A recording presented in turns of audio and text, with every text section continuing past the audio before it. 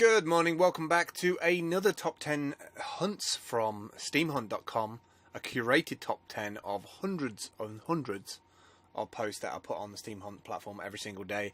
This is the first time we're putting it onto DTube because obviously DLive is now dead. So let's get into the hunts for today. The first hunt today is the AI, or the AII, incorporated.com, meet their passenger pod.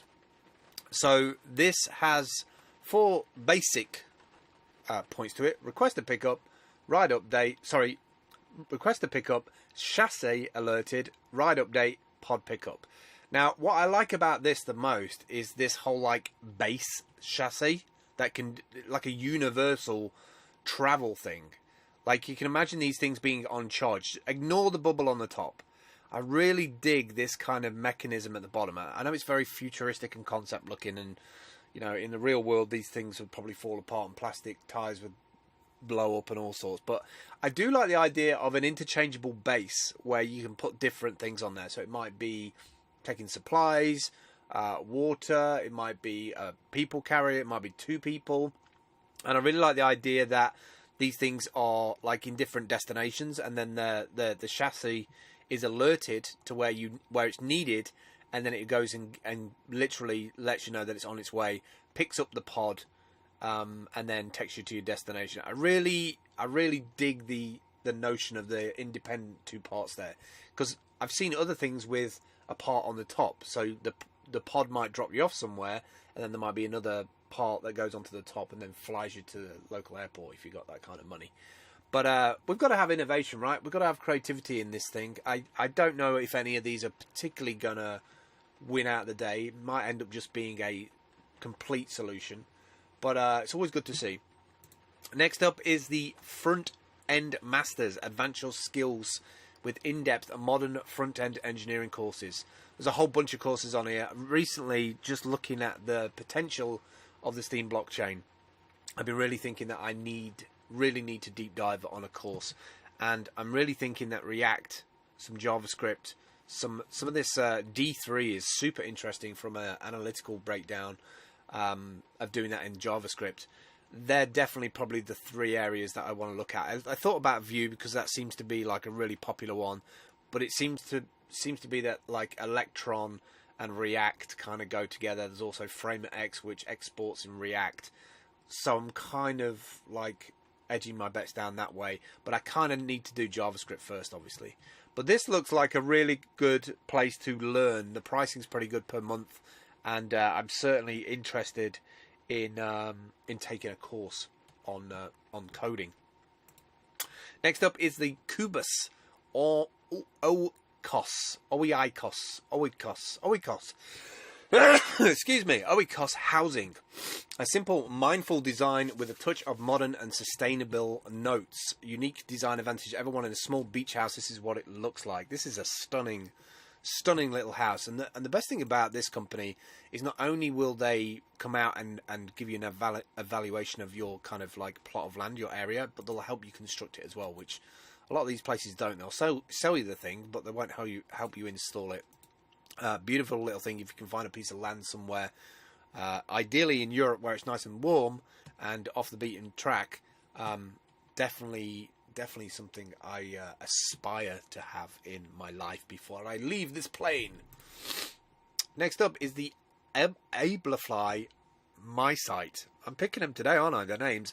The Ablify MySite, a component of the Ablify MySite system to record drug ingestion, is a prescription medicine of a tablet with an ingestible event marker, an IEM. God, this sounds very Blade Runner-esque. A sensor that's embedded into a tablet. This is where it starts, people.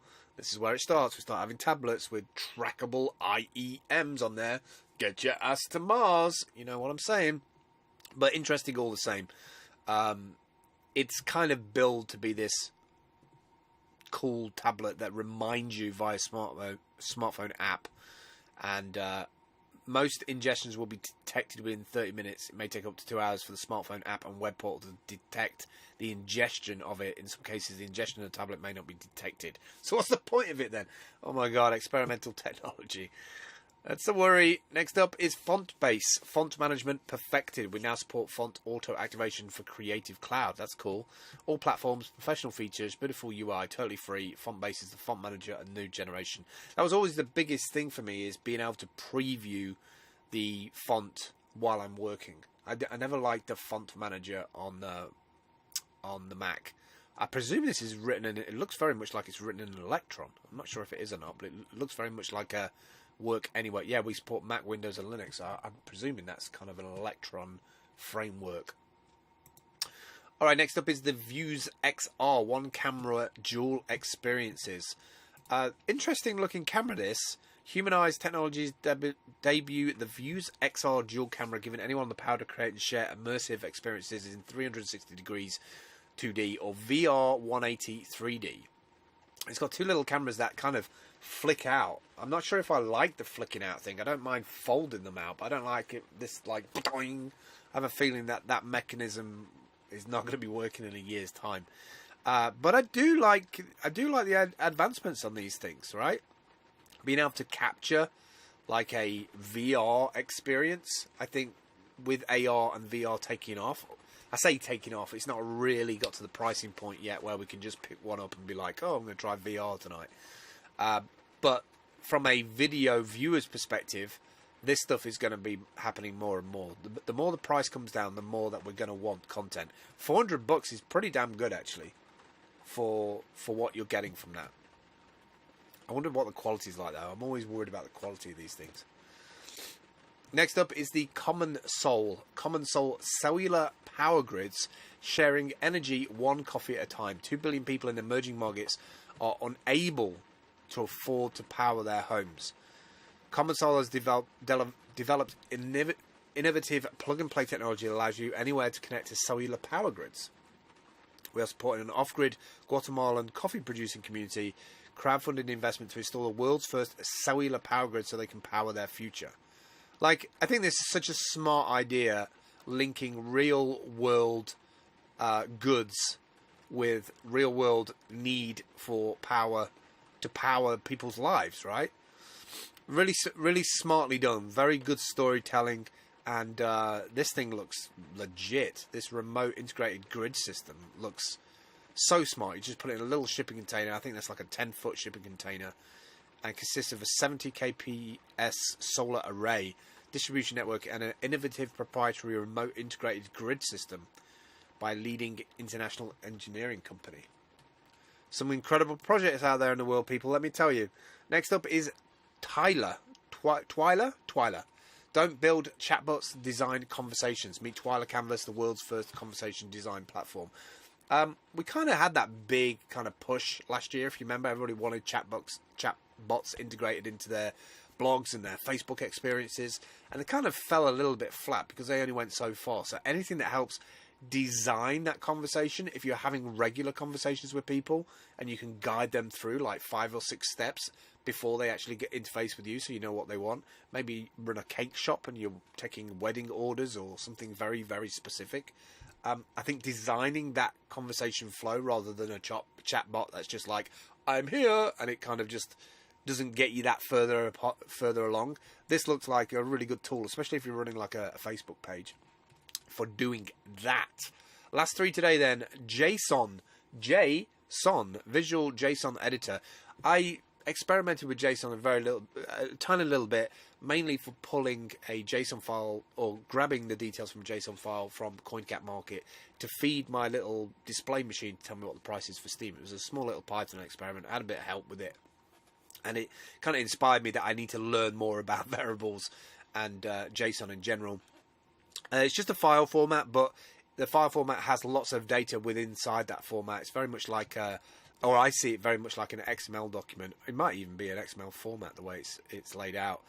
But what I like about this is it's a visual program, so I don't like being forced into terminal stuff. It's 2018. I want to use a visual version of that, and anything that allows me to learn easier how to pull out certain attributes from a JSON file, that's going to be valuable to me when I'm cross-referencing and looking into different APIs and learning that stuff.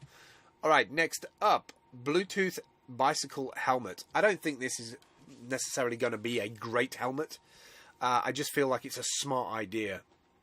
Bluetooth integrated cycling helmet with a fully integrated Bluetooth communication system. Stay in touch with up to 3 riding companions, listen to music and GPS, or monitor health and fitness.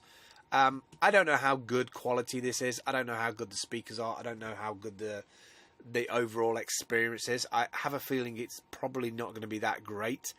But I do like where they're going with it. I do like that whole idea of your technology is integrated into different devices. So you forget your phone, but you've got like a GPS tracking, health assessment stuff in your head. Another person in front of you on the bike or behind you has got like a chat ability to Bluetooth chat with you. I kind of like that integrated in one space, right? Instead of like, I need to sync this with this. It's just bang, I'm ready to go. So I kind of like that. That's it for today, actually. That's my top 10 for the day. If this is the first time you are watching one of these videos, normally it's not as disjointed like today, but Fridays are normally a busy day for me. This is what Steam Hunt looks like as of September 2018. All the hunts are on the right-hand side. We have hundreds of them per day. We've just actually passed 5,000, not 5,000 concurrent. Let me get it right. We have just passed 5,000 daily active users. 200%. We've grown more than 200% over the last 3 days, which is kind of freaking awesome. So well done to everybody, obviously, on the team and all the hunters and everybody doing the outreach and the social sharing. That's like, it's obviously working. There are all the hunts on the right hand side. When you click through, they appear on the left hand side. When you click the white button, that takes you through to the hunt that the hunter has put on there. If you want to add your own, you just log in with your Steam details. So if you don't have a Steam account, go to signup.steamit.com. You can get a free account from there. It takes anywhere between 7 and 14 days to get a free account. If you can afford one though, and you've got some crypto somewhere, or you've got a friend on Steamit, they may be able to like help send you some money, and you can go through the process to sign up and get an account today. And then you just log in with your Steam details on the website, steamhunt.com, using Steam Connect, which is a bit like Facebook Connect, but for the Steam blockchain. Once you're in, you can put a title, subdescription, put 1,000 characters of body text, put some images and some tags, click on publish. That goes to the Steam blockchain on your profile, but it also spends a day on the front page of the Steam Hunt website where there's a chance for you to get an upvote on your post, and obviously people are going to comment on it and upvote it and share it. That's it for me today. I will catch up with you tomorrow. Take care. All the best. Bye-bye.